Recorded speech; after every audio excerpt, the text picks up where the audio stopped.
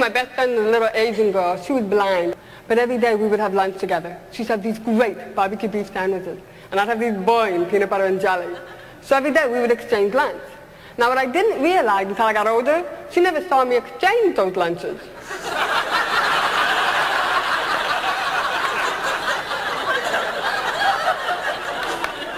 But then again, I never heard her complain about it either. One of the first signs that I did learn as a child was good morning. And I got to tell you, as a kid, I was so excited that I could communicate that the very next family reunion, I went up to everybody and I signed, "Good morning."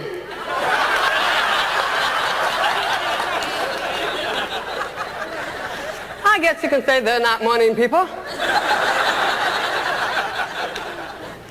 Then they found out today that I had started giving me hearing aids and I started learning how to talk. So as far as they were concerned, I was fixed. They sent me back to public school. I was in public school in 4th, 5th grade. I stole money. I stole candy. I stole things from my house to take to school to give to the other kids because I wanted them to like me. So I'm in school and I'm saying, "Hi, you would like me to be my friend?" I just want to be accepted. I wanted to be a part of something. Everybody wants to be accepted, a part of something. So I stole, and I would give stuff away. I couldn't understand anything in the classroom. Teachers would have their back up against the blackboard. I couldn't hear what they were saying. By the time one kid would say something, I'd go to look for their lips, another kid's lips were moving. I was totally lost. I graduated from high school with a 1-point average. I didn't know what to do with my life. I was so lost and so confused for so long. So by the time I was 20 years old, I've tried committing suicide 5 different times. Now there are going to be some things I'm not going to be successful at. And there's not a day that goes by where I don't thank God for letting me fail at least 5 different times. When I was 20 years old, I was laying on a beach sunbathing. A lifeguard Jeep ran me over. Talk about not knowing what your job description is. The Jeep ran over my face, stomach, chest, side, and back. I was laid up for 5 years. I died at the scene of the accident. I saw life after death. At least I believe I did. When it happened to me, when the Jeep ran over my face,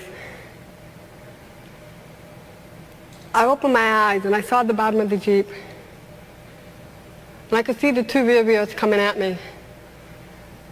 And all I could think about is I need to protect my head. So I went to put my hand up above my head, and unfortunately when I did that, the rear wheels took my elbows and took me and turned me. The next thing I remembered, everything turned the most beautiful blue, a blue I yet to see on this earth. I was totally surrounded by it. And then the brightest, whitest cloud came toward me. And all I could remember was, no, I'm not ready yet. And I just sat there, I'm not ready yet. And when I said that, everything faded away. And I saw the paramedics started working on me. Laid up for 5 years. In and out of a wheelchair for 2.5 years. They said I'd never walk again. I figured I didn't hear them. I got up and I left.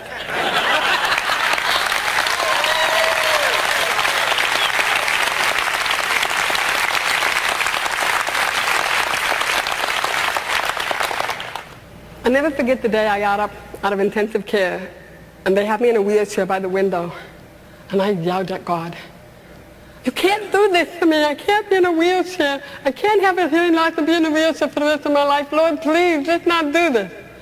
And I said, "You know, when I thought about coming back, you didn't tell me about this." I worked really hard to walk. I used to join the YMCA and I'd swim. Something told me that if I kept swimming, eventually my legs would follow with me. Either that or drag behind, I don't know, one or the other.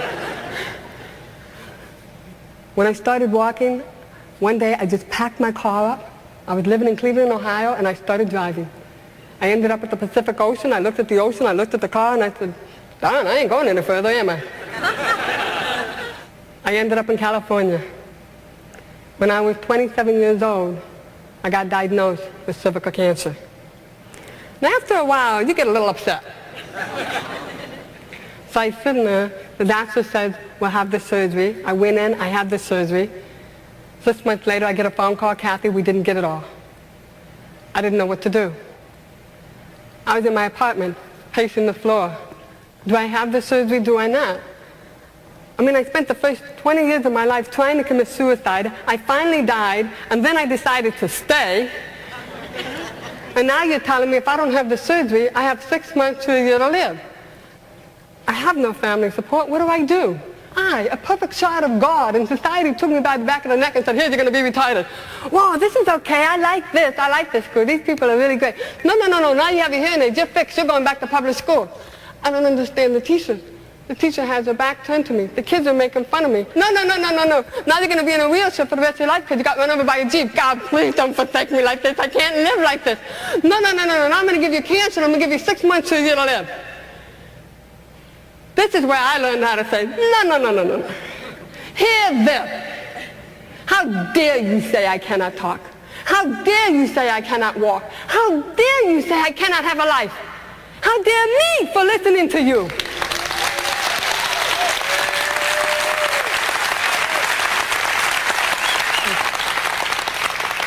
I decided to take control of my life, take charge of it. I changed my diet. I changed my attitude.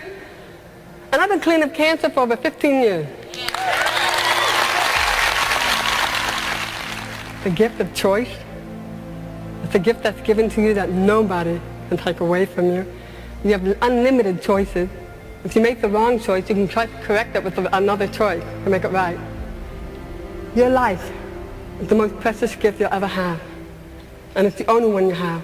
You'll come into this world alone, you will leave alone. Who you meet in between is the challenge of how you deal with your life. Remember, no matter how bad something is in your life, it has a time limit. And women, we know we can drag something bad on forever. But also remember, no matter how good something's going on in your life, that too has a time limit.